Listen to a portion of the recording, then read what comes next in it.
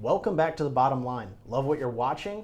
Stay connected to The Bottom Line in every Now Media TV favorite, live or on demand, anytime you like. Download the free Now Media TV app on Roku or iOS and unlock non-stop bilingual programming in English and Spanish. On the move, you can also catch the podcast version right on our website at www.nowmedia.tv. From business and news to lifestyle culture and beyond, Now Media TV is streaming around the clock, ready whenever you are.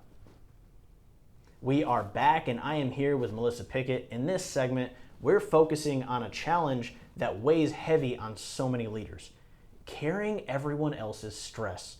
Melissa, it is such a pleasure to have you here, and I know this topic is pretty important because you've seen firsthand how this pressure can take a toll. Yeah. And I'm ready to dive into this with you. So I like to frame the problem to really connect with our audience, because we all deal with these things. It just sometimes it's hard to see the dynamic, and a lot of the viewers are dealing with this in the sense of they feel the responsibility to fix everyone else's emotions at work, fix their problems, handle the stress, carry the weight. And that quickly leads to exhaustion and really blurred boundaries. So why do so many leaders and team members feel like they have to fix everyone else's emotions?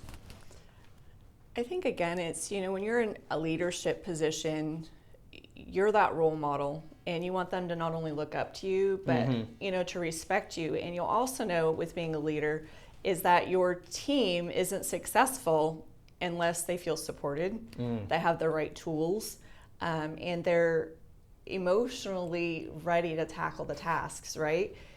But that's where it gets gray, because as adults and as people, we teach our children this, right? You're responsible for the way that you behave and react to situations, right? At a young age, we teach them that. But I don't think a lot of us really learn that giving boundaries, and some people may call it the tough love, to where you're pushing people a little bit more, but that's what teaches you to excel. That's a really good point, actually. I've always felt in leadership roles, I'll be completely honest and open, and even now as a consultant, sometimes I feel like I need to carry the weight for others. Back when I was early on in my career and I became a leader over many, what I thought was a responsibility of mine as the leader to carry the weight, to handle the brunt force of everything, and to try to carry the team through. But reality is, like you addressed, we're all adults. We're all adults. We've got to carry our own baggage. We've got to handle these things. And yes, it is okay sometimes to get help, to find somebody that can help carry that burden, to handle that stress, to ask questions, to communicate with, that can get us through it. But as a leader, to feel like it's completely your responsibility to carry all the weight and handle all the stress, that's just ridiculous. Yeah. Your job is to support your team. As a leader, I like to think of it as you're the biggest servant of them all. Your job is to give your team everything they need when they need it, before they need it. That is important, but to handle all their stress, that's just not possible. You're one person, you can't carry it all. But another question I have is, what happens to a team when a leader doesn't learn how to separate their stress from the team's stress? So I have a pretty good example, actually, I just thought of. I hadn't thought about this before and for a long time, but I got the task of going back to working a night shift for a while to help build morale, to help with leadership. And I was pretty new as a nurse. I think I was 3 years into working, and they had me and one of my other colleagues that I went to nursing school with. Actually, we were both working the same unit, and they had us go to nights to do that. And I honestly didn't even know how I was going to fix it at the time, because I was still pretty green to a lot of things, but I knew I would figure it out. And my approach was, okay, I only have this much amount of time, I think it was 8 weeks, to get this flipped around so that they're successful in really taking care of patients and they're growing as nurses. And it was a pretty tall order. But the way I did it was by what you just said. I gave them support. I explained to them what to expect, but I also gave them what their responsibilities were in helping us to get through that shift. Who was going to take the first admit, right? Who was going to do these things so they weren't taken off guard, and everybody knew what the plan was. So I think communicating transparently, but also having that accountability and follow through where you actually show people that you're going to do this. Because one of the problems we had was housekeeping. So, again, non-nursing staff, but it's a huge part of getting patients in and off of a floor. So I would go in and I would ask the housekeepers, okay, hey, what rooms are dirty? What's your plan? Let me come back to you with what I have then for, my cases and who's coming in. Well, at first I thought I was really attacking them like they weren't doing a good job. And then I was quickly like, no, that's not what I mean. I just want to set us up for success tonight. And I know I'm going to need private rooms. I'm going to need mail rooms. I'm going to need, so I just need to figure out what that balance is so that we can work together.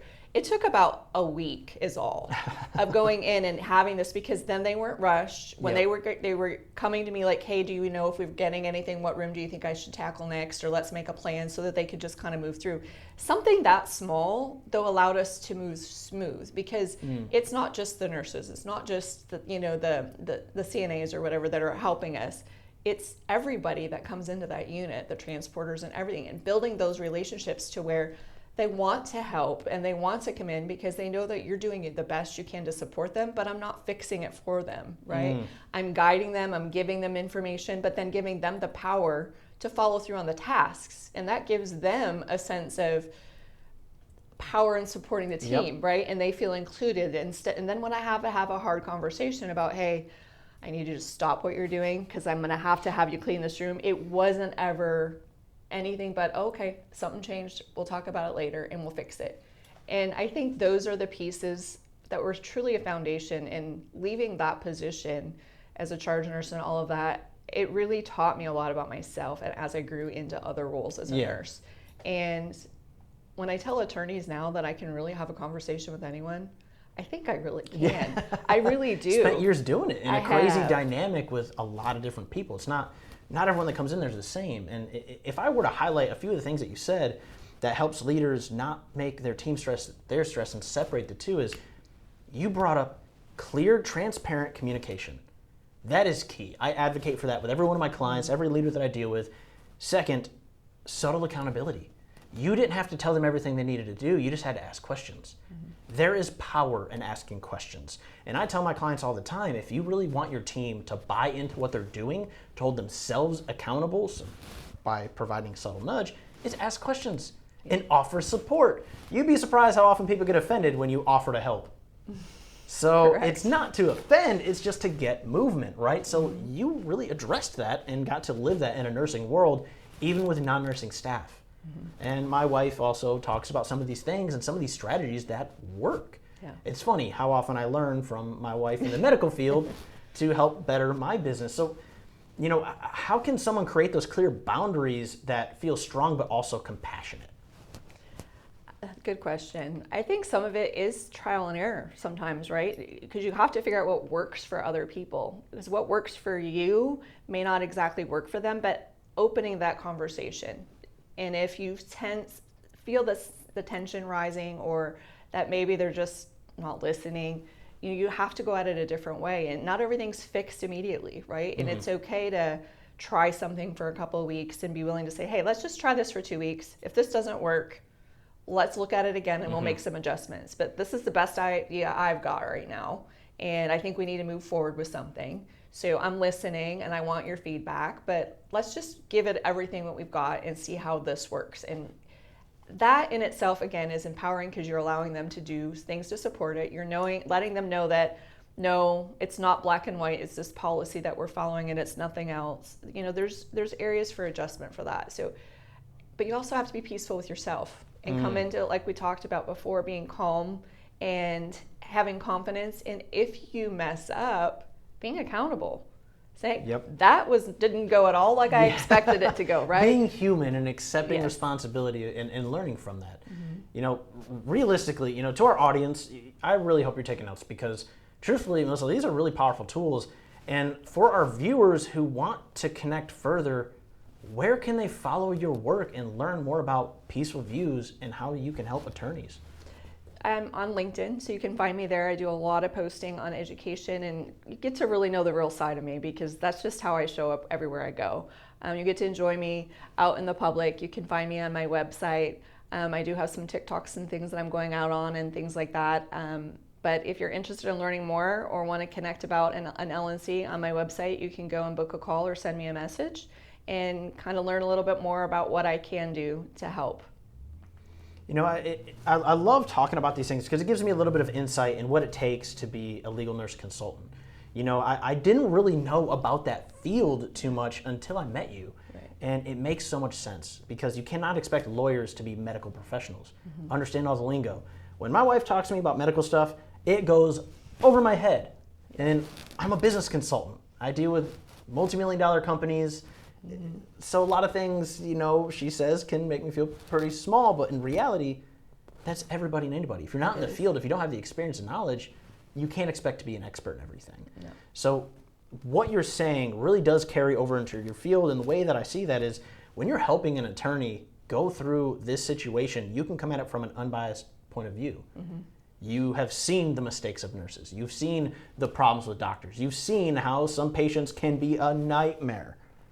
You've seen it all. 14 years in the field is a long time with a lot of experience in the good and the bad.